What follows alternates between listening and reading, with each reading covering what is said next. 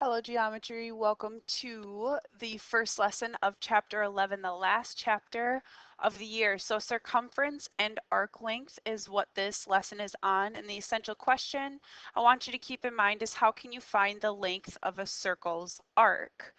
Now, I want you to think about, we have talked about the measure means degrees. Measure of an arc is talking about the degrees. Okay, the length of an arc is talking about the actual distance around. So length is talking about distance around. Okay, so one thing to remember here, the distance around a circle is like saying perimeter, except for circle has a special name for it. It's circumference, and the circumference is 2 pi times the radius. So something you are going to have to know how to do, 2 pi r, and you can use the pi button on your calculator for when we calculate that out. I'm going to go to the first example and then I will come back to this page. So for the first example, it says find each indicated measure, keeping in mind that the circumference is 2 pi times the radius.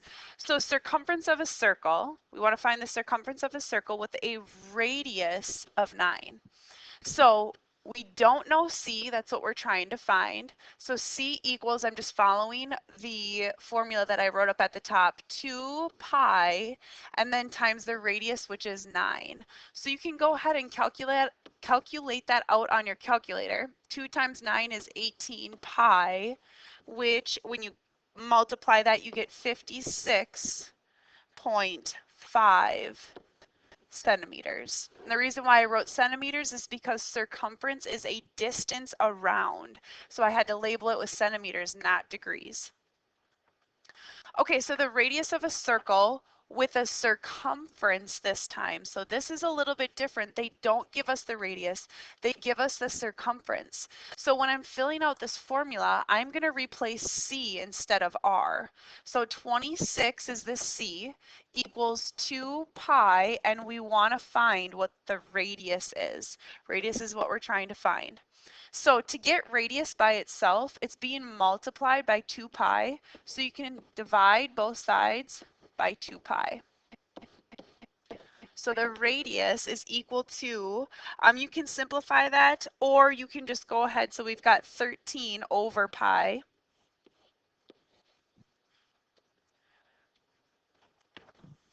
Or 4.14 is what that simplifies to.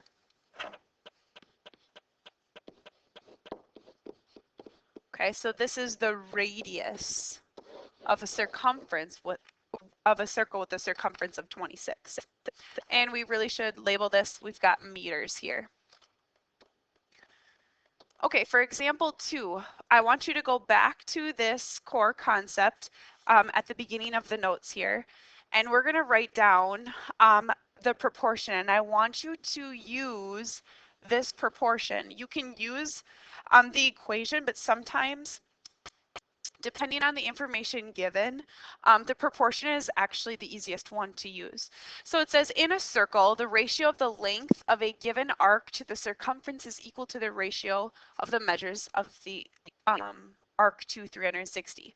So basically what this is trying to say is a total rotation around a circle is 360 degrees if you are talking about degree measures. So basically this part is talking about degrees. Okay? But we can also compare that to the distance around a circle, which we can also compare that to. Now the full distance around a circle in degrees is 360 degrees. The distance around is the circumference. Circumference, which is 2 pi r. Now you are going to talk about an arc measure being what portion of the circumference is this? So the arc measure, the arc length is always going to be with their circumference, since the circumference is a distance or a length. So I should label this here. So degrees is the 360. This is a length or distance. Okay, so we say that a length of an arc is just AB with an arc, but a measure in degrees looks like this. So this is the arc length, and this is the arc measure. Okay, and you're always taking the length out of the total circumference and the degree measure out of 360 total degrees. So it's kind of like a percentage here. You can kind of think about it that way. So we're setting up a proportion. So basically what proportion of the circle is red compared to the blue full circle. So we're going to use that idea. So here, notice that it says find each indicated measure. Now remember, this represents length. So length is the left side of our proportion, degrees is the right. So we want to find the length not of the full circle, but just of AB. So technically this right here, we'll put this as our x actually. Let's put it as x for our unknown. So that's what we're trying to find. We're trying to find the unknown length, and it's just part of the circle. Now remember, this bottom one is circumference. So AB is what out of the total circumference? So remember, circumference is 2 pi times the radius. The radius here is 8.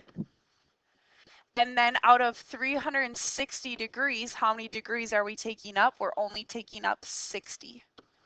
So you can go ahead and cross multiply and divide. So we have 360x equals, now what I would do if I were you, I would take 60 times 2 times 8, and I would just leave pi as pi for right now. So I took 60 times 2 times 8, and you get 960 pi. And I just am putting a pi at the end because you're taking 60 times 2 times pi times 8. Okay, now to get x by itself, you're going to divide by 360. So go ahead and plug in your calculator, 960 pi divided by 360, and you should get 8.38 centimeters. Now we were talking once again about a length here. So this is equal to the length of arc AB. So now we're not talking about the degree measure of the crust. We're talking just about this length measure of the crust. Okay, set up the same thing. So basically every time you can go ahead and put 360 in this bottom right hand corner because that will always be the degree measure. Now, do they give us a degree measure here? They do. So put that out of 360. So let's at least get that out of the way. Now this time they want you to find the circumference. So remember, if you were to go back to our first slide here, the circumference is down in the bottom left hand corner. So we'll just put C there, or if you want to put X, that's fine. So circumference or x. And then they actually give us a length here. So this is not in degrees, this is in a length. So the length goes on the upper left-hand side, so 4.19. So this is a really easy proportion here. And if we didn't have the proportion, this would actually be a pretty tough problem. So you want to cross multiply and divide. So you're going to take 360 times 4.19 and then divide by 40. I didn't show my math on my sheet here, but when you do that, you should get circumference equals 37.71, and it's in inches. So once again, I just plugged in my calculator, 4.19 times 360, and then divided by 40. Okay, now here, when they have an M in front, whoops, this means degrees. So notice the difference between the measure of RS and then just AB without the M. Okay, so just be careful with that. We are trying to find degrees here. So once again, you can go ahead and start out, put that 360 in the bottom right-hand corner. And if you want to wait to fill in where X is because you're not sure where it goes, let's go to the picture and see what's given to us. So given to us here is a radius. So we can find the circumference by taking 2 pi times the radius. And we're not given a degree measure, so nothing will go over 360, but this is a length here of 44. So remember, length is on the left-hand side, so we've got 44, and so the measure of RS, that's our X, and that was, they want a degree measure. So cross multiply, I'm just gonna write X times 2 pi 15.28, and you can plug it straight in your calculator like that, equals, and then cross multiply 44 times 360, it's 15,840. And then you can just be very careful. To get X by itself, you're going to divide by 2 pi times 15.28.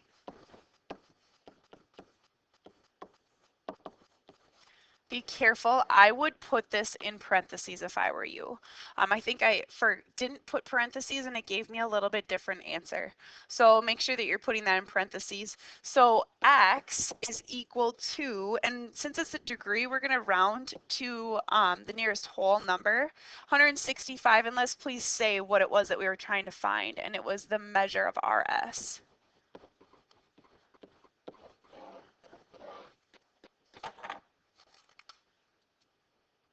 We've got a couple of cool word problems here. So it says the dimensions of a car tire are shown to the nearest foot.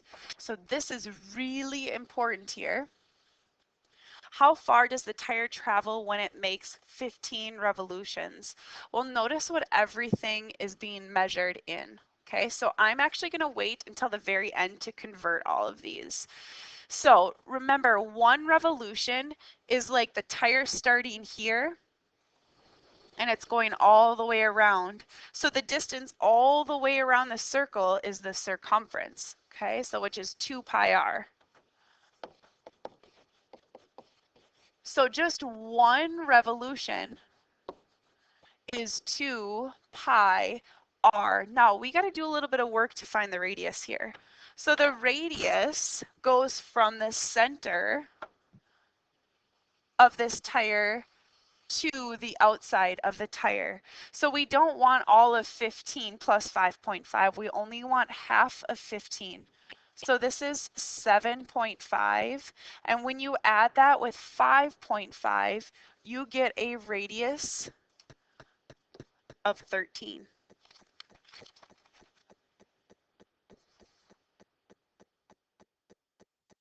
And that's the radius. So radius equals 13.